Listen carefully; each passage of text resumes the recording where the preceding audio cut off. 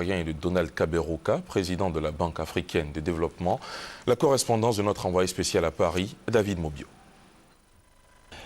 Plus de 500 participants, chefs de gouvernement, responsables politiques, économistes, représentants d'organisations de la société civile, chercheurs des pays africains et ceux des pays membres de l'OCDE, l'Organisation de coopération économique et de développement, se sont donné rendez-vous ici à Paris pour échanger sur les opportunités qu'offrent les pays d'Afrique et sur les enjeux auxquels est confronté le continent africain. Ce 13e Forum économique international ouvert ce lundi matin mettra l'accent sur les stratégies visant à promouvoir une plus grande diversification économique et un développement inclusif. C'est ce qui justifie le choix du thème de réflexion de ce forum, tirer parti des ressources naturelles pour la transformation économique de l'Afrique. Le message de la Côte d'Ivoire a été lancé par le Premier ministre.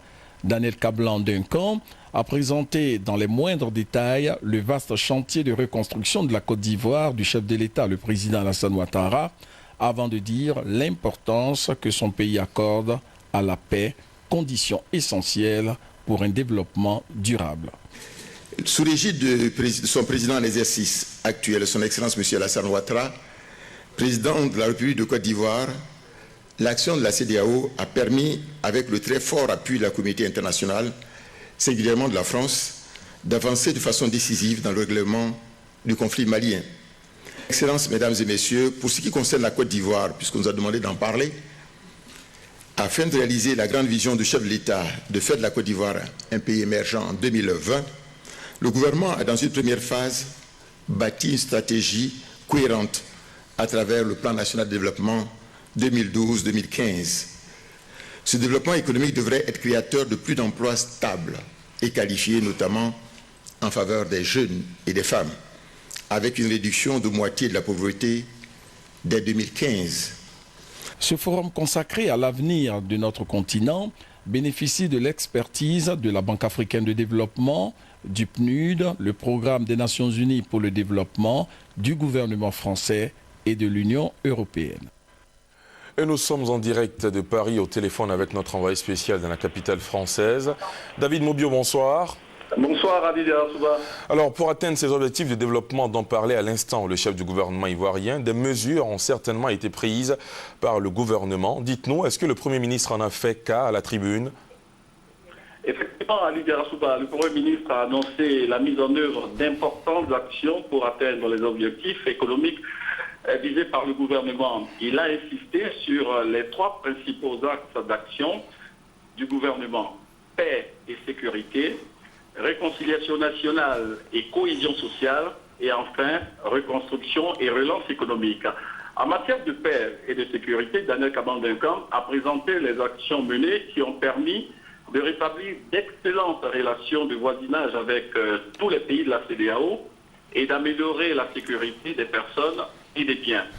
En ce qui concerne la réconciliation et la cohésion sociale, le Premier ministre ivoirien a parlé de la mission de la commission dialogue, vérité et réconciliation, mission complétée par le dialogue direct entre le gouvernement et les partis politiques.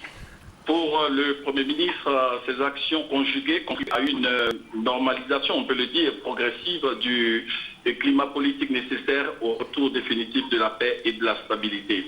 Et enfin, sur le volet reconstruction et relance économique, Daniel Kablan-Duncan a brandi les réformes structurelles et sectorielles qui ont permis de réaliser de bonnes performances avec un taux de croissance économique de 9,8% en 2012, 8,7% estimé cette année en 2013 et 10% en 2015.